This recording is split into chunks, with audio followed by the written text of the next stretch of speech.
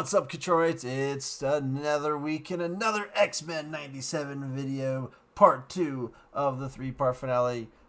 Tolerance is Extinction. This episode was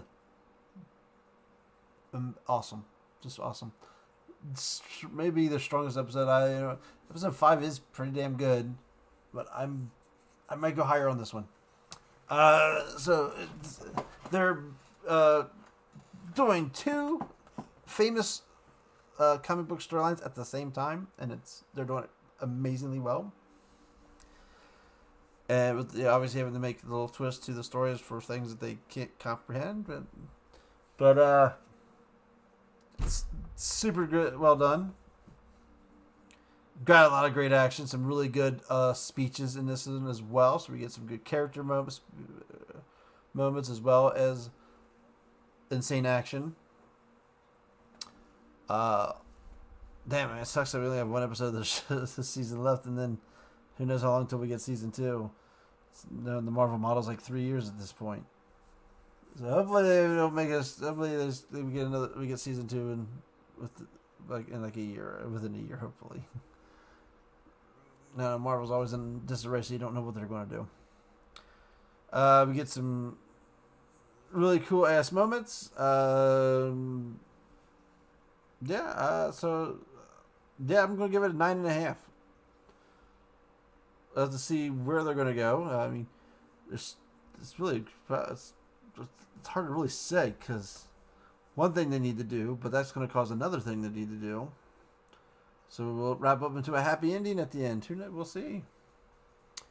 But 9.5. Go watch it. Obviously. Now let's talk about it, shall we?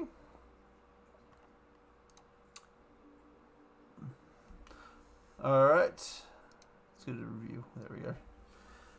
Alright, so the first thing to mention is in the opening credits, Storm's intro is back, and she is in her glorious black suit. So they redid her same opening, just put the black suit on her, so really cool design. That was the only thing I really picked up on in the entrance that they changed.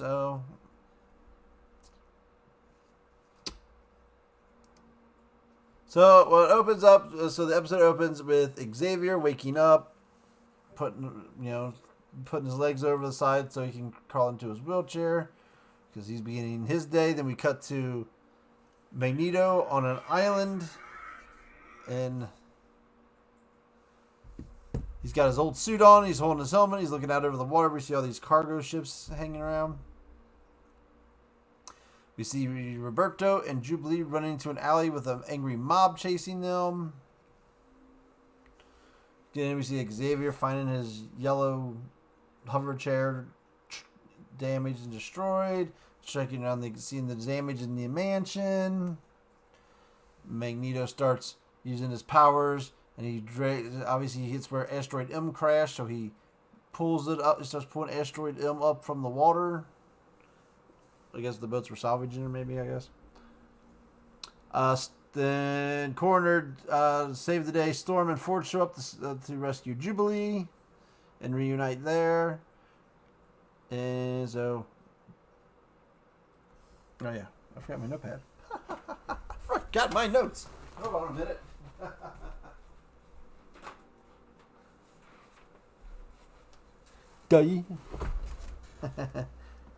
So... Working up. Oh, we also see Seema Bastion carrying his depowered mother back to her bedroom with tears in his eyes. All his Prime Sentinels are kind of like frozen in place as they lost Since Magneto found out Magneto's pretty much blacked out the Earth, he just took away all the Earth's ability to do electricity.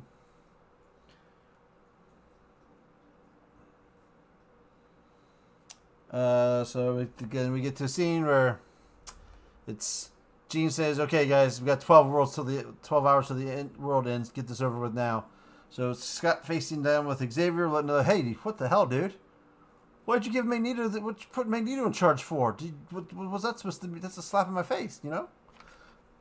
And where we get the confirmation, they with this thing that Jean mentioned at one point, he wanted Scott and Jean to be able to go start a family and start their own lives and not feel like they're obligated to run things. So he's claiming that he was trying to do it so they could, they've been fighting all their lives. They graduated a long time ago, and you guys deserve to have a life. And Scott does, well, it's kind of true. He's like, so what if I did? Nathan was still got sent to the future. Because I guess Sinister was still came after him. Because you'd still call me back to face Bastion or Magneto or any other world threat, which is true. Scott would have had to, he would have to come back to face down with anything. So, and Xavier's like, "Yeah, I know." I was like, "I thought you could get away, just like I thought I could get away. I was wrong." So Scott kind of at first storms off. Rogue wakes up. Nightcrawler greets her and consoles her and kind of starts to tell her what's going on. The Earth is doomed. Which we get more of that. And we have the team powwow that the Earth is like about to lose all its magnetic field is dying. Magneto pretty much turned it off because he's Omega. So they're trying to put together a plan. So they're trying to figure out. So they decide they're going to do the blue and gold teams. Comic book callback from X-Men 300 when they split the teams. And then started their new X-Men comic book, which is pretty much where I got on the X-Men was when I was reading X-Men comics is when that came out, when they did that switch over. So one team, the blue team's going to go after Magneto, the gold team's going to go stop Bastion. They're trying to figure out how's Bastion, so they're talking about what's the central hub, what's controlling the Prime Sentinels. Because they're going to get Magneto to turn the power back on, but he ain't going to listen unless we take out Bastion. Because if he turns the power back on, then the Prime Sentinels are going to come back alive. So it was like, we got to take down Bastion to get Magneto to be able to reason with Magneto. So they're trying to figure out how's Bastion doing it, and they kind of say, well, that's when they kind of reveal that, well, it's Bastion. Bastion controls them all. And Xavier said that Cerebro detected Bastion as a child, and his ability to talk to machines was mistaken as a mutant power. So he went to, recruit Bastion. And Bastion's mom slammed the door in the face when saying something about him being a mutant. So that Bastion at one time could have been an X-Man. But it didn't happen. So they need a way to take out Bastion. So we find out Forge and Beast are working on a collar thing that they used on the Dark Phoenix to subdue her. I think it should break his control over all the Prime Sentinels. At least restore their humanity to him. Now, what would that do from there? We don't know, because they were people that hated mutants to begin with. But break them free, give them their humanity back. They said, hey, we can use neutralizer tech and just permanently take away his ability to do that. And Storm's like, what the fuck did you say? What'd you say? Okay, we won't do it. Nope. No neutralizer tech. We're good.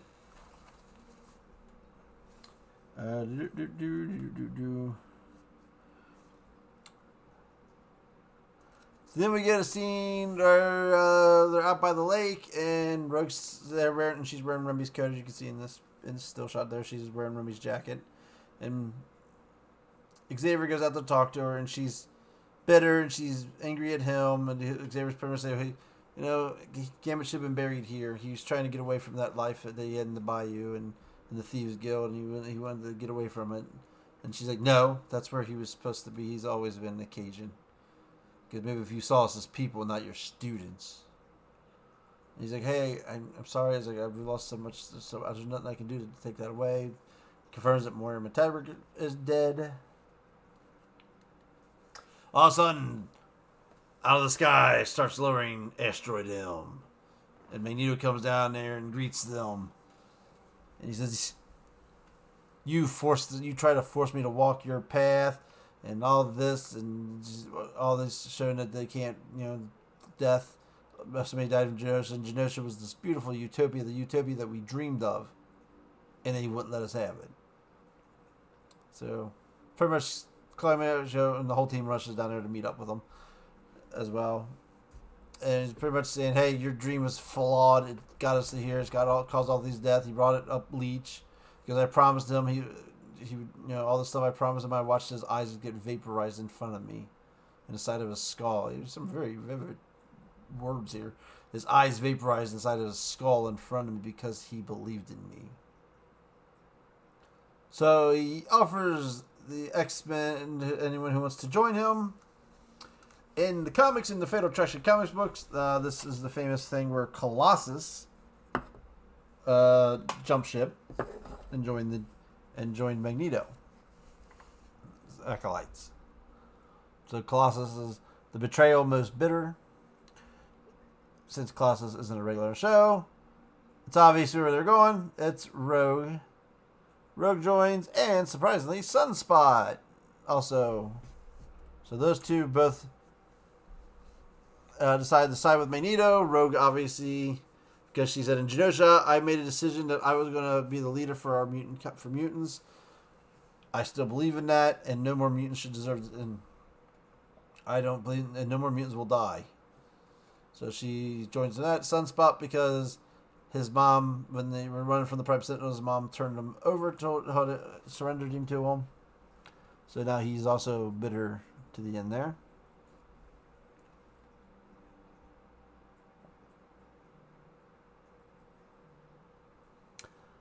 So from there, the team goes to Mir Island, which just happens to have some old suits. Which I find interesting is we already have the Storm black suit here, which wasn't alluded that she'd worn no black suit before, that I thought was kind of new with her powers coming back. We also have Xavier's jumpsuit for some reason. So I guess Xavier's jumpsuit needs to be put on display. There's obviously another one of our Rogue's costume. Was she already wearing that costume? But she was already wearing, so she already got her hands on one. So they go in there, and then we also get is the scene between Cable and Cyclops, where he's like, yeah, it's like, I'd rather be going there with you and Jean, but, she's powerful, she's not my mom. The dude like to play Cable sometimes as a teenager, sometimes. Because, yes, I know, it's confusing for me too, but I trust her. She's a powerful person, and she's great. Tells me to raise some hell, and we get a little good callback scene, which this was leaked on Twitter a couple weeks ago, where he takes out an X-Men jumpsuit and throws it at Cable. He goes, whatever, you dress up? And he's like, what do you expect? Black leather? Take that, Fox X-Men.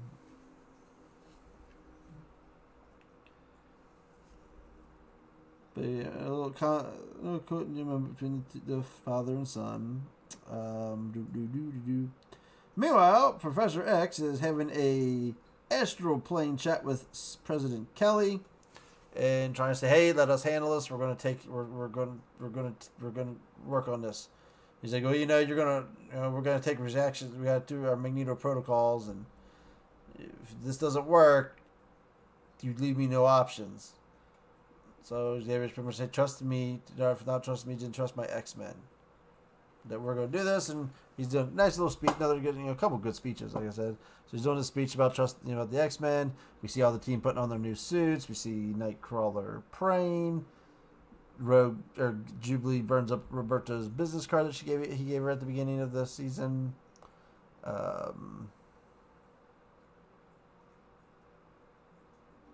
We see Beast visiting Trish Tilby in the hospital, who's got an IV or something on her. I guess they're still alive somehow. So the team prepping for the battle.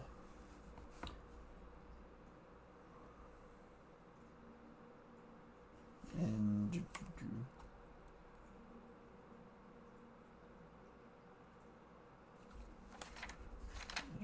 that.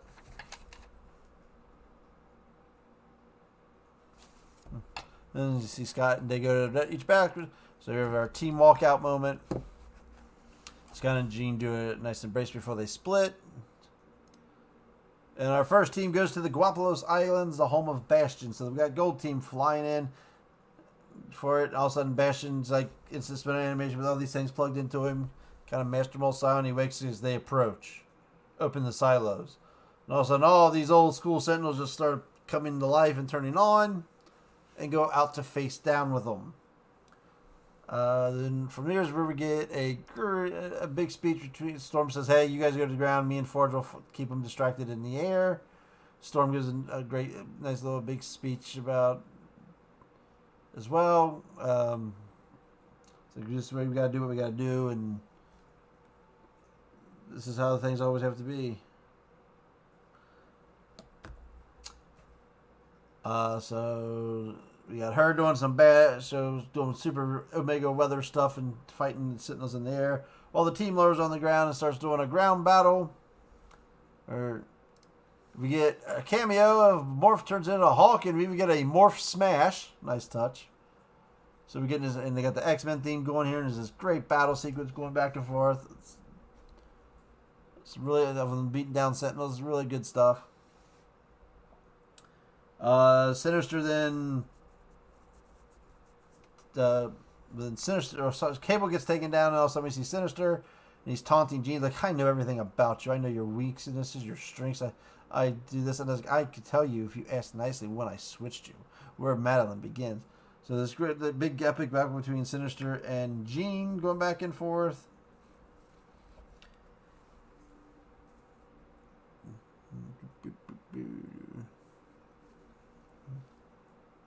And it looks like at one point it looks like she may have took him down with the throwing pool balls and everything at him.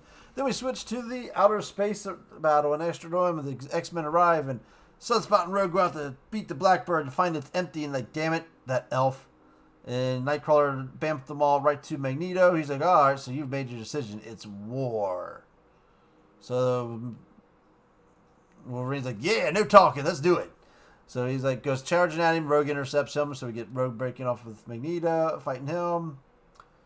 Sunspot blast hits Jubilee with a blast, which causes her to start attacking him. And he's like, I'm sorry, and they're fighting. So they're exchanging, they're doing the whole little powers hitting each other and thing. Cyclops is so Magneto. Xavier keeps trying to reason with Magneto, and it's not working. And he's like, Scott, I need his helmet off. I gotta hijack. So he's left us no choice. I have to hijack his powers to turn the power back on Earth. He said, what about Gold? He's like, we just have to trust that they'll do what they do. They're gonna get it done. So their plan is they gotta get his helmet off. So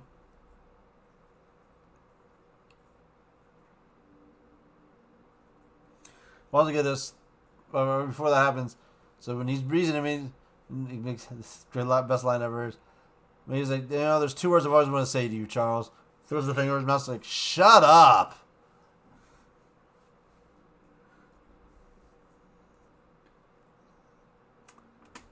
All right, so then we have a part where we cut back to Bastion. You see Sinister running in, like, the Xavier's brats have breached our things. We need to retreat. And then some Bastion blasts him, like, please, Sinister is way too much of a snake to care about coming back to save me. So it was Morph in disguise. Then Beast tries to make an attempt with the Grapplers of Collar, makes an attempt, and he gets blocked.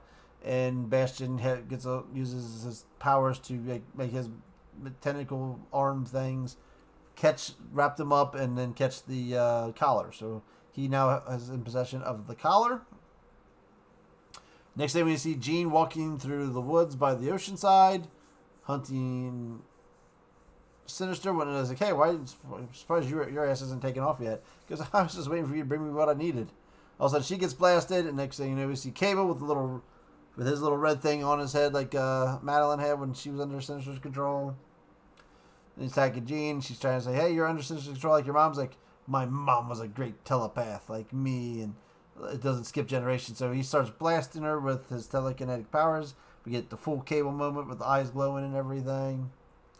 She uses her psychic link to pull Scott into the scene so he sees what's going on, and she says, pretty much says, Scott, I love you, and then looks like because she's trying to hold up a telekinetic force field, and she gets so she loses connection with Scott, showing that she may have got blasted and she got taken out.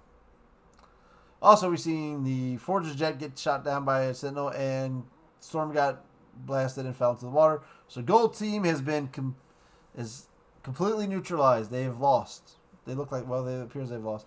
Cable's under enemy control. Beast and Morph have been taken down. Jean's taken down. Storm's taken down. Forger's taken down. So Gold Team is down.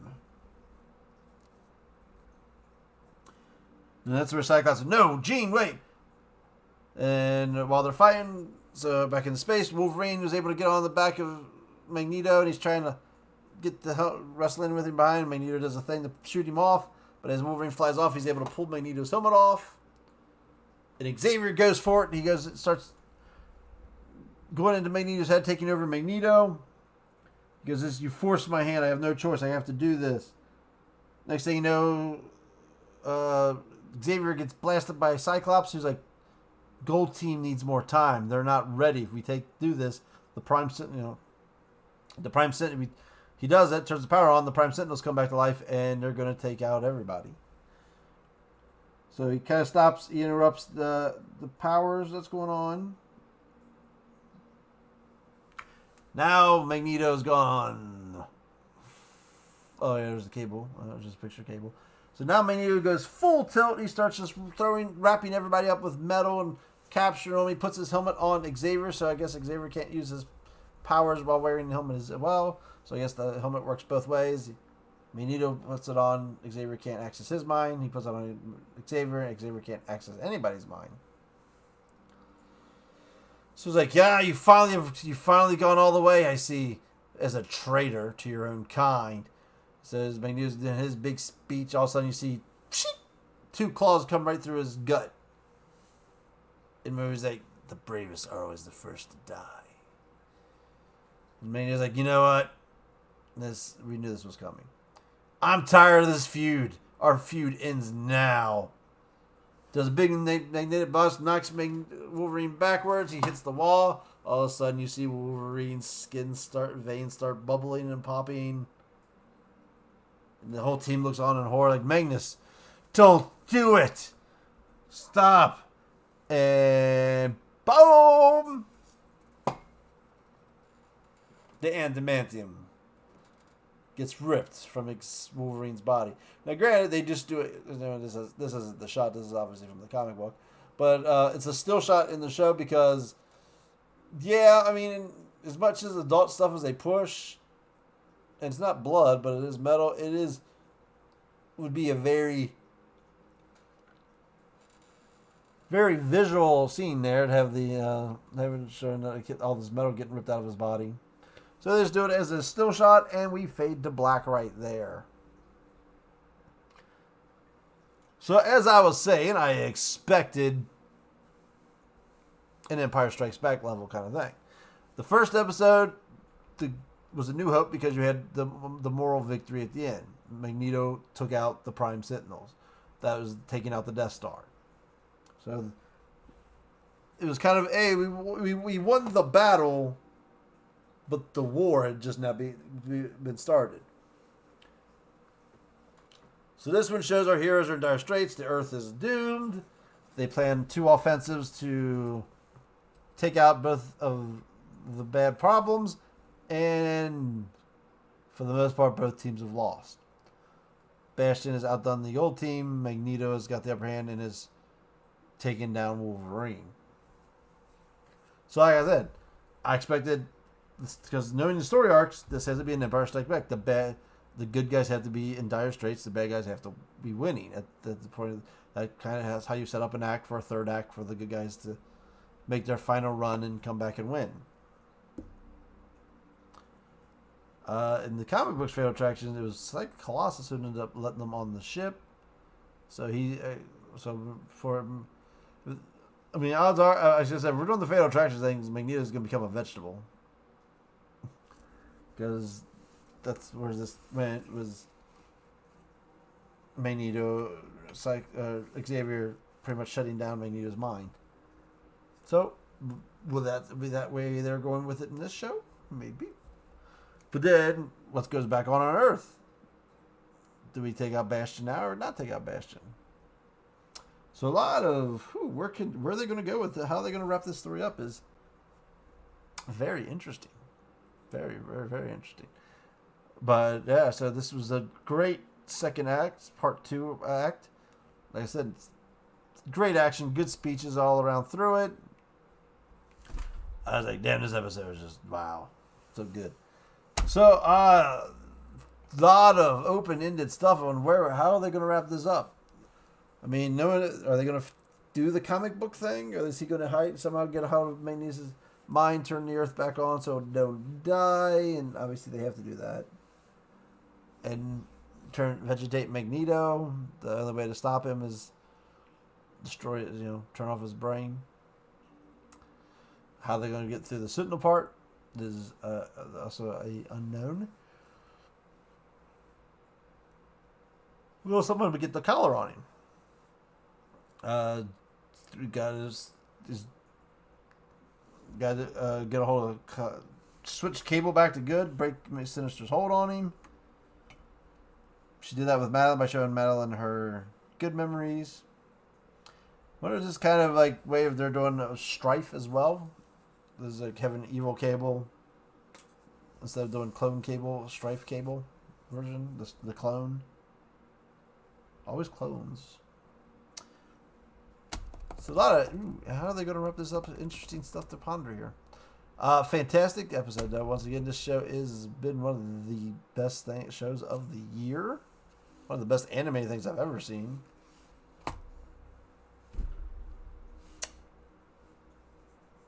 So yeah, this show's top tier.